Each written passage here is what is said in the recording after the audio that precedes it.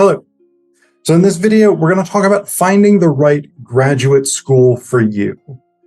This is useful information for people nearing the end of a bachelor's degree, but also people in a master's degree who might be going on to a PhD or something like this. There's a very, very significant difference between the way that we tend to look for a school to attend for undergraduate versus how we should be looking at schools for graduate school.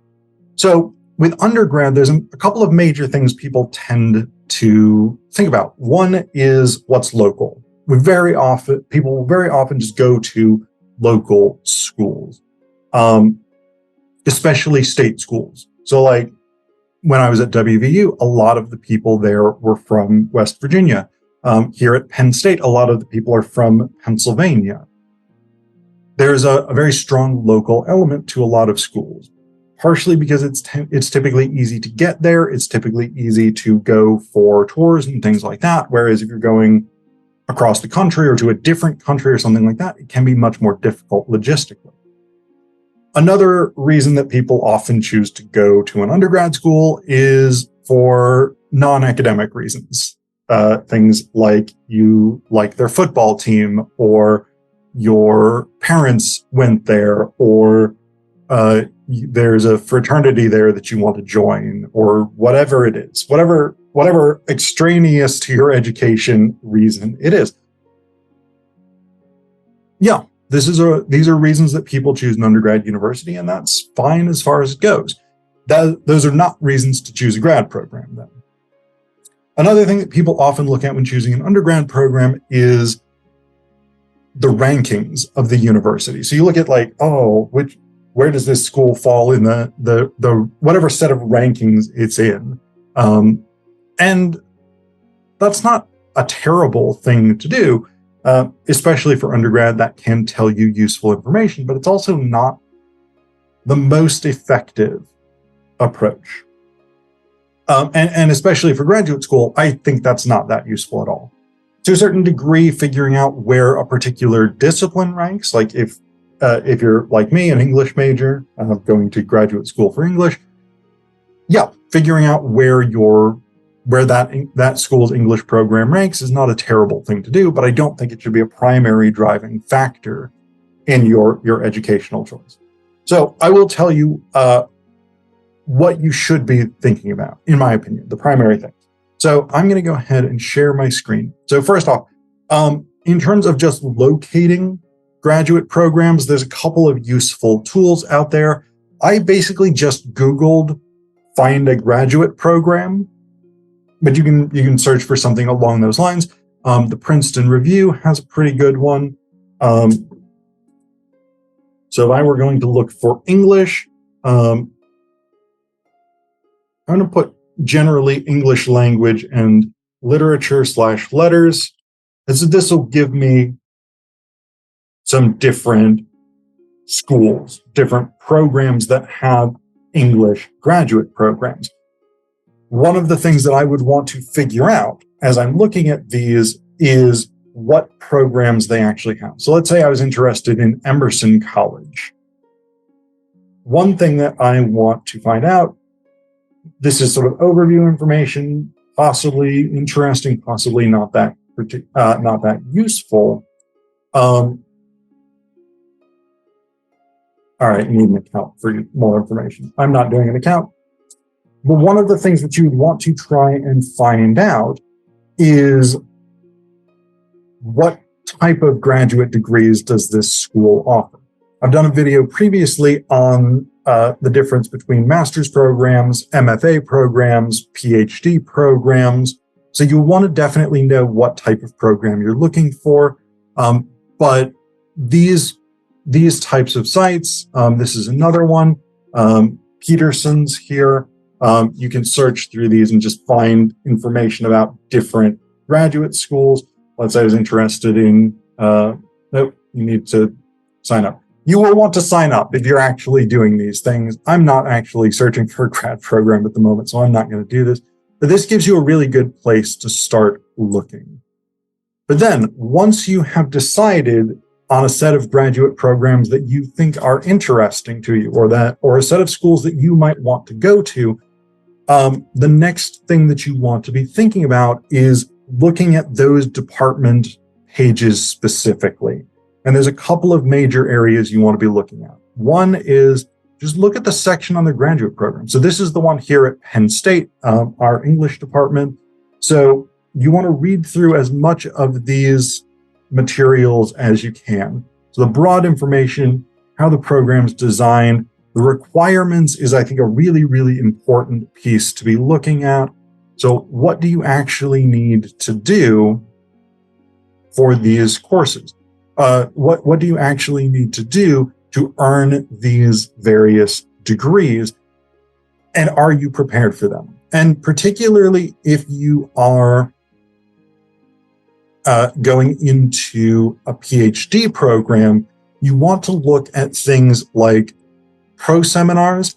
This is usually a kind of opening exam, sort of comprehensive essay that you write that's intended to prove that you are qualified to remain in the program. This is something that you kind of have to complete. You want to look, candidacy review maybe is important. Comprehensive exams you want to look at. You want to look at the thesis or dissertation, oral defense, those kinds of things. So what is actually going to be involved in this program, and are you prepared to do all of those things? And that can often universities, programs that have a graduate degree will have a page on graduate studies. Obviously, you want to look through the rest of this stuff as well. Funding and support is a really, really important one. You definitely want to be looking at this, particularly things in the humanities, at least like teaching stipends. Look for any information about that, because I got this advice as an undergrad when I was going into graduate school. You should not be paying for graduate school. If they are not paying for you to go to graduate school, that is a decent indication that they don't know that you will be successful. Whether or not that is across the board true, I don't know. I think it's an overly broad generalization, but it's a very good way of looking at things. Like, if a graduate program wants you and believes that you will succeed, they should be offering you a teaching position or some sort of funding to come to that program. So that's one thing you definitely want to be looking into. And again, that information will usually be available on the graduate page from a particular department, but you may also have to look at human resources on that university's site. And that's another good place to be familiar with. But the other thing that you really need to be thinking about in terms of whether you want to go to this particular graduate program is the people working there. This, for me, is the number one thing that should be determining where you go to graduate school. So almost every university that has a graduate program will have a people or faculty or something like this tab on their webpage. And what you want to be looking for is graduate faculty. Sometimes these will be listed under different titles. Graduate faculty, I think, is a fairly common one. Research faculty sometimes. Tenure track. I open this.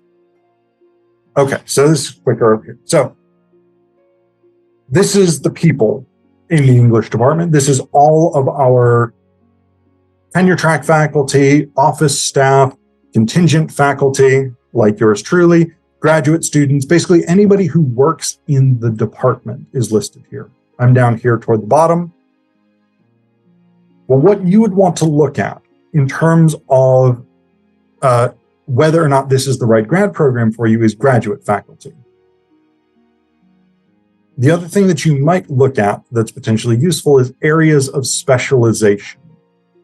So sometimes schools will have this. Areas of specialization, research areas, research specializations, something along these lines. this can be really useful. So let's say you want to come to Penn State's English program to study American literature, modernism, postmodernism, whatever it is. You are looking at American literature after 1900. Who in this department works on that? We've got some information about that. We've got graduate faculty who teach generally in this area. How useful is that information? It's a little bit hard to tell because some of these people will teach a wide range of things, and they may not primarily be teaching the kinds of things you're interested in. So, for instance, Bill Cobb does teach contemporary American literature, but he also teaches creative writing. So I think a lot of his assignments are actually in creative writing. So if you're interested in literature, that may not be super useful for you. But what you should be doing is going to each of these faculty profiles, and I'm just going to pull up the first couple of them, and figuring out what this person is all about. What is it that they actually do? And so there's a couple of things you want to be looking at here. The quickest and dirtiest is the areas of specialization. What does this person broadly do? You will look at publications, things that they have written. And generally, these will be listed. Sometimes you'll have pictures of book covers like we have here. So you can make an educated guess from the things that this person has listed under publications about whether or not this would be someone who you would want to work with, whether or not this is someone who does the same kind of work you want to do. You can also sometimes download a person's CV. I'm just going to save this to the desktop and just pull this up. Now, the one tricky thing with CVs, I don't know if you're going to be able to see this. I may need to share my screen specifically for this. But the one tricky thing, the point here is the one tricky thing often with CVs is that if they have not been updated recently, they may not be super, super useful to you. Again, things you're generally going to see, areas of specialization, publications. So in this case, Kevin Bell doesn't seem to have a link to his CV up here. Very standard stuff. Michael Berube got the CV, professional bio, areas of specialization, but we don't have separate publications listed. We do have publications in the professional bio, though. So these are the kinds of things that you want to look for. And what you want to be figuring out is who does the same kind of work that I want to do? What is it that I'm actually interested in pursuing as a scholar, as a thinker, as a practitioner in this area, and who does these kinds of things? It's also worth looking at the graduate faculty just in general to see what other options are going to be available to you, because especially, so if you're going into a master's program or an MFA and you need to put together a thesis committee, you'll need to know who could be on that thesis committee. If you're going into a doctoral program, you will need a dissertation committee. And so you want to know who the other graduate faculty are that you could potentially work with and figure out who would be a good person, who would be good people to pull together as a committee, who could bring additional useful information or perspectives or ideas to your work. So for me, that's the biggest thing that should determine which graduate program you want to go to, is who works at this school. That's basically the main thing that drew me to the graduate program I ended up going to for my doctoral program. But because at West Virginia University, Ryan Claycomb was working at the time. He was the person that I went to work with. And this is actually a pretty standard thing that people will talk about. In graduate programs, particularly like first year graduate students in a particular program, the question, who did you come to work with, is a pretty common one. So again, this is the way that you want to be thinking about things. Find people whose work seems like it aligns with what you want to do. And I would actually recommend, if you read some of their published work ahead of time and can talk about that in your application letter, that may be really, really helpful.